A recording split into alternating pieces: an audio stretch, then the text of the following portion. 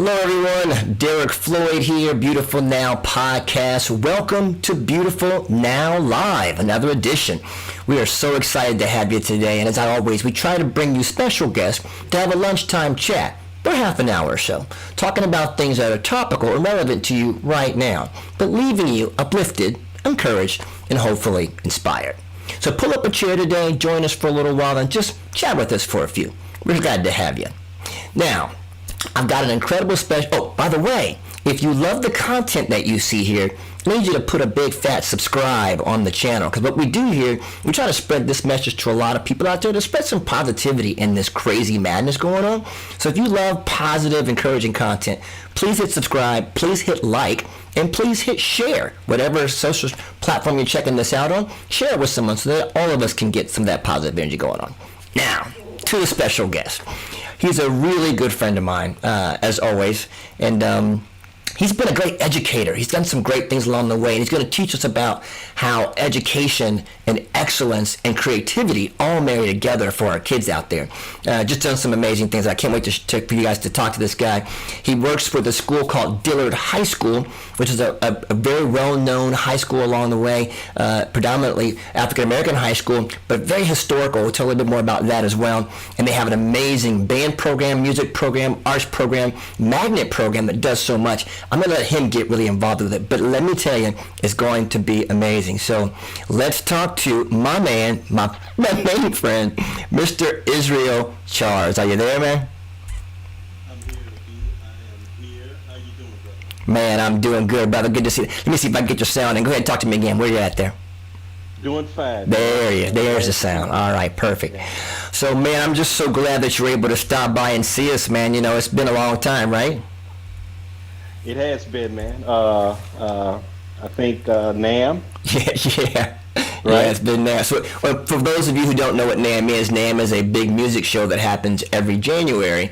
And Israel and I always see each other at this show. Even though we live states away, we always see each other at this one show every year. Yeah, I always make it a point to stop by IK and check you out, see what's going on, and check in with you and see how everything's doing. Well, I appreciate you, man. And as I mentioned to the subscribers and the watchers today, you are an amazing educator, and you have a way of teaching your kids and bringing them to a level of excellence that I definitely wanted to share today. And that's why I titled the segment Creative Excellence in Education, because it makes such a difference, right? Sure. Well, hey, thanks for inviting me to come on and share some thoughts. I really appreciate it. So, right from the get, how long have you been an educator? Yeah, man, this is year 31. 31 years? Wow. Year 31, man. And I'll be going into year 32 in August. Wow, man. That's incredible. 32 years. So are you still enjoying it like you did before? I love it, man. You know, it's interesting. My journey to professional education that's a whole nother story for another episode. But you know, I like to share with my team that I really feel fortunate because the same passion that I had in 1989 when I started, every time I pull up in the driveway at 2501, which is the address to our school, that's what I call it, 2501. I pull in the driveway every morning at 2501 with that same passion, that same enthusiasm, that same determination that I had in 1989. So I really feel fortunate that I'm in the right place there. Even hearing you say that makes me feel like, wow, how gifted they are to have an educator like you. Well, it's been a blessing to me too, you know, and as I kind of hinted earlier, you know, when I came out of Grambling and I was doing a lot of music production, that's where I was in 1989. I was songwriting. I was going out to the West Coast. I was starting to get my career developed in that particular area, and I journeyed into professional education. It's been so good to me for all of these years, and I didn't expect it. You know, it was a divine path, and it's been great to me. And anytime something's good to you, it feeds you, and then you feed others as a result. Wow, powerful all by itself. So you're already speaking truth. You're already getting to it already. Well, man, how long did it take for you to find Dillard, and how long have you been there? Sure. Well, I spent the first 14 years of my career as a high school band director. I started at middle school and I did about 5 years there at a really great program at Ramblewood Middle, which is here in Broward County, and great students, great parents, and really enjoyed my time there. It was a great start for me. And there was a job that opened at a high school for band, Stranahan High School, and that's where I really kind of really developed myself as an educator, I think. And I had a terrific experience there. Again, great students, great parents, great faculty, great support system. And so I was doing well there, but I decided I wanted to go to grad school. And I happened to run into one of the instructors at Florida Atlantic, and they were starting a master's program for music production. And the production bug was biting. Remember I told you I came out of Grambling, and I was really involved in music production. And so the production bug was biting at that time, and I had the opportunity to go back and get a master's degree, and I knew I couldn't do that full time and be a band director and be fair to the students. And so I decided to come off the podium. And at that time, I actually ended up a little later getting a call from the principal at Dillard at that particular time. And they were getting ready to expand their magnet program, and he called me and said, "Hey, we hear that you got a background in music production. We really want to expand our magnet program and have that be more of a focus. We want to know if you are interested." And it was a great fit. And so that's how I came on. And when you and I met, that's what I was doing. I was teaching music production at the time. And now you've expanded this whole thing. How long now? This is your whole program has just blossomed, right? Yeah, I think, what am I in? My 17th year, maybe? I think my 17th year at Dillard. I would have never thought that I would have been at Dillard for 17 years. But I did about 10 years in music production. And then the artistic director that I worked under at the time, he was retiring.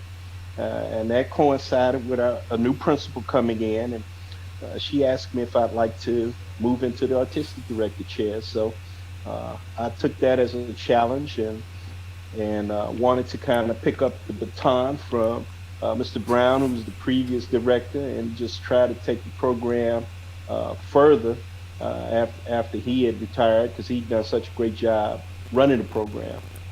And so that's where I'm at now. Well, it sounds like you took your experience in working in the industry, you dove in and created a program around what you've done, which is music production and the excellence in that. Then you advanced into a director chair to really broaden your reach to the students. So with that in mind, give me a little bit of history about Dillard and what makes it so special that you wanted to be involved that way. Sure. Well, Dillard is what we like to call the historically black high school in Fort Lauderdale. And as you know, during the era of Jim Crow and right after Reconstruction, blacks had limited opportunities for education in this country. And thankfully, there were pioneers that were vested in making sure that all students had an opportunity to receive an education.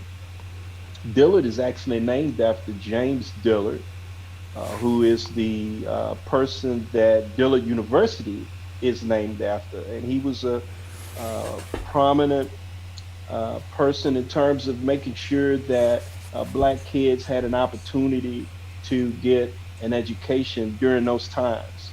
And so Dillard traces his roots back to 1907. And for many years, it was a segregated school. And then, of course, after Brown versus the Board, and then the push for desegregation and integration, we saw the emergence of magnet programs. So it was a magnet program for the performing arts placed at Dillard in the early to mid 70s. And that's how it developed into being the performing arts magnet that it is today. Wow. Wow. I think when I think about all the kids that have come from Dillard, as you've talked about many times, all the excellence that's been brought in from the arts, from athletics, and so on, it always makes me feel like, wow, to be a part of that must be really special for you. And I'm sure there have been a few success stories in your mind that you could call to mind, and man, I'm glad this kid was here. Or, I wanted to be a part of that kid's success. Can you give me a few thoughts of some success stories that maybe that are on the top of your head? Oh gosh. Just it's quite a few. I think one of the things just off the top of my head that really gets us excited is when I'm traveling with our jazz ensemble, and we typically go up to New York just about every year to compete in the Ellington Festival, and seeing the students that are in New York that are studying at some of the finest schools in the country, and the Juilliards, the Manhattan School of Music, the New School, all of that, and they come back and they visit. They come back and visit Mr. Dorsey, their band director, and they come back to visit the staff and the students that are in the band, and it really makes you proud to see the work that the kids are doing now. One of our students, I remember recruiting him right out of middle school, and he's playing with the on the CBS Late Night with Stephen Colbert. He was in the band playing with them, and he happened to be sitting in with the Lincoln Center orchestra. Wow. When we were in New York at that time. And you just see different things like that. Guys like Kent Jones, who was in my program, a budding songwriter, artist that was developing, and to see his growth to become, somebody that's working with DJ Khaled and has a hit record, and then the guys reach back out. They always stay in touch when they're navigating through their careers. They're calling back, yo, Mr. C, look, this is what I got happening, man. What you think, And so you really feel good being a part of that. That's exciting. And I know a couple of the artists and people that I've met along the way that I was always impressed with, like Jason Derulo, who became an amazing, artist, songwriter, came from the school. Black Violin, which is an amazing violin group of African American, two guys that are just killing it. So I see that and I go, man, that's what represents that creative excellence to me. So when I think about what you've been teaching in the program all these years, how does that creative excellence get taught through the classroom, and how do they apply that to the rest of their lives? Because that's a big thing with you, is that excellence in what they're doing for their creativity. Sure. Well, it starts with our faculty, and I think that's what really makes Dillard the phenomenal program it is. We got great faculty, and they're in the trenches, and they're making the difference with the students. My job as the artistic director, as I look at it, it's first of all, it's a servant position, and I want to go to my guys who I think are MVPs in their own right, and I want to go to them and say, hey man, what can I get for you to make sure that you're able to do the special things that you can do with our kids? And for me, that's the key. You got to start with great teachers. Nothing else happens without that. And so it starts there, and then overarching, we have three things that we try to make sure that the students understand. So when I address them each year, we have a big assembly at the beginning of the year, and there's three things that I point out to them. Number one, we want them to understand the method to the madness. Because what we're trying to do is get them to have the competitive edge at the next level.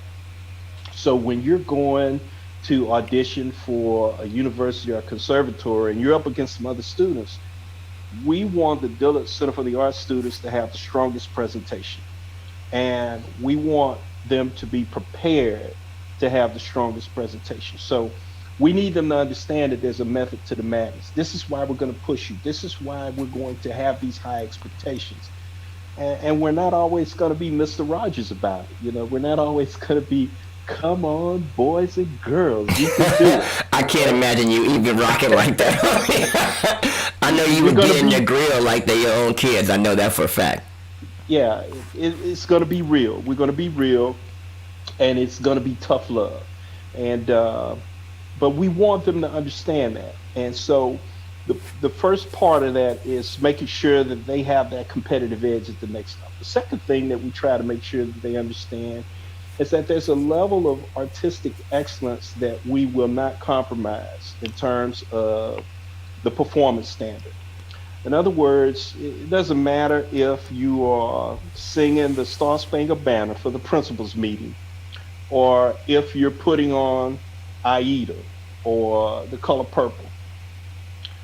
When you're finished performing, everybody in the room should be standing on their feet with a rousing applause. They should be taking out their phones on their social media saying, you have got to see what the young people are doing here at Dillard City for the Arts. It's incredible. We want that kind of response because we feel like that is what gets the community invested in what we're doing. And that's what gets them to come in and invest in our program. That's what gets our stakeholders excited. That's what helps bring resources to the table. And again, it feeds into that first objective that we talked about, is getting them ready for that competitive edge. So artistic excellence is definitely something that we want them to understand. And again, it's about the method to the madness. When we're asking these things of you, this is why we're doing it. And then the third thing that we try to make sure that they understand is that we want them to develop the essential character traits that's going to be very, very important for success at the next level. So you and I both know, as we've journeyed through life as adults, that they're just essential character traits that you have to be able to possess to be successful at the next level. So we're talking about good communication skills, people skills. We're talking about teamwork, desire, dedication, determination, reliability, commitment. And we think we could use the themes within our department to help develop that in our students. So it kind of all works together. We love the arts. We love the performances. We love the shows. But it's the teaching that goes behind that, behind the curtain, so to speak.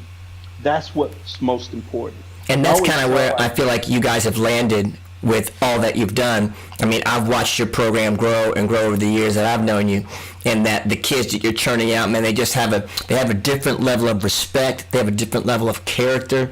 It's like they have something inner in them that says, I'm going to be the best at whatever I'm doing because I'm supposed to, and this is how I'm going to get the edge over what I'm doing in my life. In order for me to really excel, I've got to be excellent.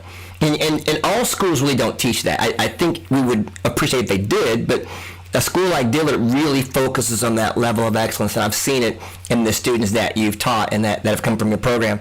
I think when I look at how you use the arts to facilitate that type of character, I wonder, and now you wonder too, how some schools can pull the arts away from programs, pull people out of music programs because of budgets and so forth. How do you feel about that?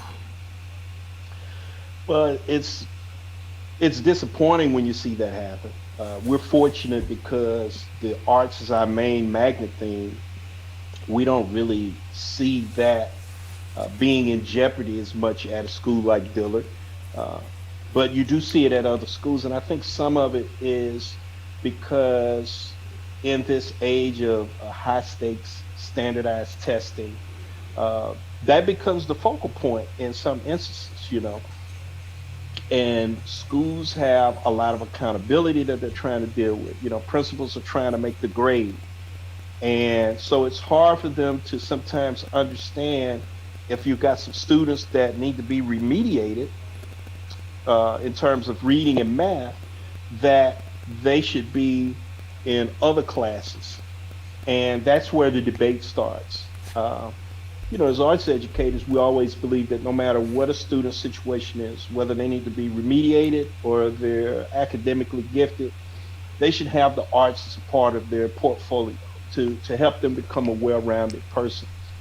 I just think that a kid is, that much better off if he understands what Shakespeare's talking about.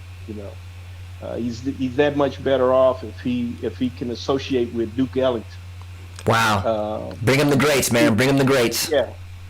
And so when you pull that off the table, and all they have to focus on is those academic core classes, I don't know if that kid gets an opportunity to be as well-rounded. I don't know if they develop the same cognitive skills that they would if they're in the arts. And usually that's where the debate occurs. So fortunately for us, we got a great principal because we're at one of those schools where high-stakes testing is serious, and we have to have conversations with our colleagues because we're pulling kids to go and do performances, and our concert band just came back from New York. Thank goodness we came back from New York, and everybody was fine. But we were performing at Carnegie Hall in early March. Wow. And so those are very important experiences for our students. They're very important for our program. And kids are out of class. And so we have to work together with our faculty and get them to support what we're doing as well. Sure. And I know that the community around you really supports the school. I've always known that, and that's been great. And like when you have programs and you have concerts, man, they really come out to see the kids, which is awesome to see that. And the fact that you instill in them, hey, this concert has to be the best it's ever been. They should be a standing O every time. That drills, again, that level of confidence in their mind. And with them traveling and so on, I mean, it's got to be tough to manage all that with it. But the fact of it being, it's something to shoot for. And when I think about those kids that are in schools that don't have the arts, who knows if we're missing another Duke Ellington, or we're missing a Prince, or we're missing, one of these great artists because they were never allowed to flourish with their art or their music or whatever that they're good at in school. And school is what actually was able to institute and grow that part of them. But since there was no arts, they didn't get to, and we lost that greatness. You know what I mean? Oh, absolutely. And if you think about some of those great artists that we've all grown to admire, you're right. You have to ask yourself, what would have happened to that individual if they didn't have that opportunity? They didn't have that exposure. To me, exposure to the arts is so critical. And it could be done in a formal setting. It could be done in an informal setting. The key is exposure. And I remember and appreciate being in elementary school, and just going to music class and just singing the old folk songs, and that was an early introduction to music for me. And of course, I grew up in it with my family, being in a family of musicians, but in a formalized setting. There were things that were introduced to me in the elementary school that made me want to even get into it more. And so if those things are missing, man, I can't even imagine what that would be like for a kid. I really can't. Wow. And, as you move forward in the future for Dillard and you've seen the great success, what do you think is next? What's on the horizon for a school like Dillard as far as teaching this excellence? Well, we really want to, going back to something that you were mentioning earlier, we want to strengthen our bond in the community. We're doing pretty good with community support, but we want to extend it even further. There's more work to be done for us there. So we think that that's important. That's one of our goals. We want more bodies in the seats. We got some good turnout for some of our shows. But as I always say to everyone, I'm not sold out for season tickets, so I got work to do. And I love it. We want to continue with that, and we want to expand our recruiting base as well. We've got great students at Dillard. Everyone that comes to Dillard, sometimes there's a misconception sometimes that we're this great program because we get all of these great students from all over the county because it's a magnet program. And true enough, we do get tremendously talented students, but not at the scale that we think we would like to be able to say that we have. And so we're still kind of overcoming some of those stereotypes, some of those misperceptions about going to a school like Dillard, and we're trying to expand that and let people know that there's some tremendous opportunities for our kids here in this program. And so we got more work to do there in terms of getting more kids into the program. And again, I always say I don't have a waiting list, so there's work to do.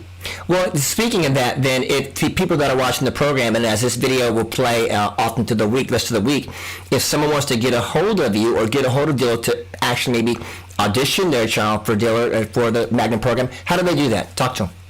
Sure. BrowardSchools.com/Dillard High. That's the link. You go to the website, and there are links there where you can apply. You can get in touch with the faculty and the staff and myself at the school and ask any questions that you have. There's a whole section on our website that's dedicated to the Performing and Visual Arts Magnet program that can help with information, and again, put you in contact directly with me as well. So, and our Magnet program window is going to open May 1st. So we're going to be accepting a whole new batch of applications there. We've already had our first round of auditions in March, but it's not too late. We're going to do another round of auditions coming up. And I was talking with my staff last week, and everybody is working on doing virtual auditions, and we're getting ready to see how we're going to put that together. So we're kind of excited about that. And as is with most people, now that we've had to kind of deal with this pandemic and make these adjustments, everyone is finding, oh, this is pretty cool. You know, we may be able to incorporate some of this into what we're doing next year anyway. We don't have to exactly in a pandemic to jump on this technology. So I'm kind of excited about that, and getting a chance to talk with the staff, and everybody's brains are churning and coming up with great ideas. Well, that's awesome, man. I'm so excited to see what you've done there, and the future that you have in store for the kids, and that this school even exists, man. It gives us hope to know that there is a place where kids that are gifted can go, not just academically, but even arts-wise. They can go to school and be celebrated and find a way to find their path. And that there is a place where that creative excellence, that level of excellence, can be taught all across their life, making it something that they're excellent at work, excellent at home, you know, just something that they carry with them. Last question for you. What would you say is the most important character trait that you want your kids to leave you with from Dillard when their time with you? A great attitude. Is having a great attitude that's going to feed into being a professional. And we know that there's a variety of things that shape our attitude. You know, it's how we respond to others that are communicating with us. It's how we communicate back with others. It's our ability to have an open mind and to listen, and be able to taper our emotions and our reactions to things. So having a great attitude, it starts right there.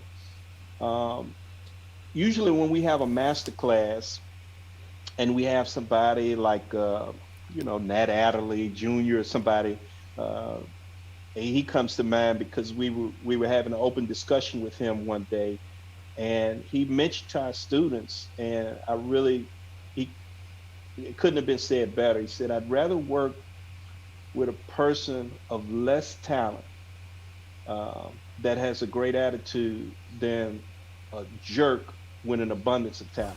Wow. He said, I won't even hire that person. You know, I'd rather work with a person of lesser talent. And so we want our kids to kind of understand that, you know, when you get out into the next level, man, and you and I know this, music business and entertainment business is based on relationships. 100%, man. Talk about 100%. relationships. You know, talent is a part of it, you know.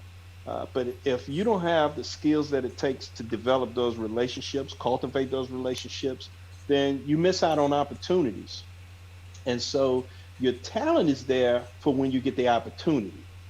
Your relationships are what is that's what's going to provide the opportunity. And There it is. Your attitude is going to help you develop those relationships. So those kinds of things, and just being dependable and reliable. Those are in our business. Those are the two things that'll kill you.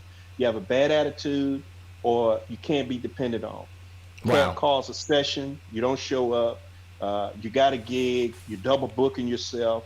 You're pulling out of gigs. Those are the things that really hurt you when you're trying to get yourself established. So those are the things I think across the board that we want our students to leave with the most. Well, man, I sure do appreciate you taking a few minutes to stop by to my friends at Beautiful Now podcast and the live sessions. I hope that everyone that's watched has kind of gotten a bird's eye glimpse of an amazing program at Dillard High School, and that if you have a student that has this type of skill set, we'd love for you to get a hold of Israel and see what we can do to get them out there. But also to let you know that there are places that our kids are being taught to be great at what they do. They're being taught to understand that their talent and gifting has a place, and that how they see it, how their perspective is with it, guides the rest of their life and how they treat everyone and everything in it. So hopefully you've learned some of those things along the way in this chat. Man, I'm sure glad you stopped by. Appreciate you, brother. Hey, man, thanks again for inviting me. Shout out to my staff at Dillard Center for the Arts. I got the best staff, hands down. That's what's up, man. And if you want to see this actual program, it will be replayed. You can check it out on YouTube or Facebook. It'll be there for you as well. And lastly, as always, if you enjoy this kind of content, please hit a like or a share or a subscribe for sure. Subscribe so you can get the content often every week. You'll see something new. Thanks so much for joining us. We really appreciate you. God bless. Wash those hands. Stay safe. And we'll talk to you soon. Take care, guys.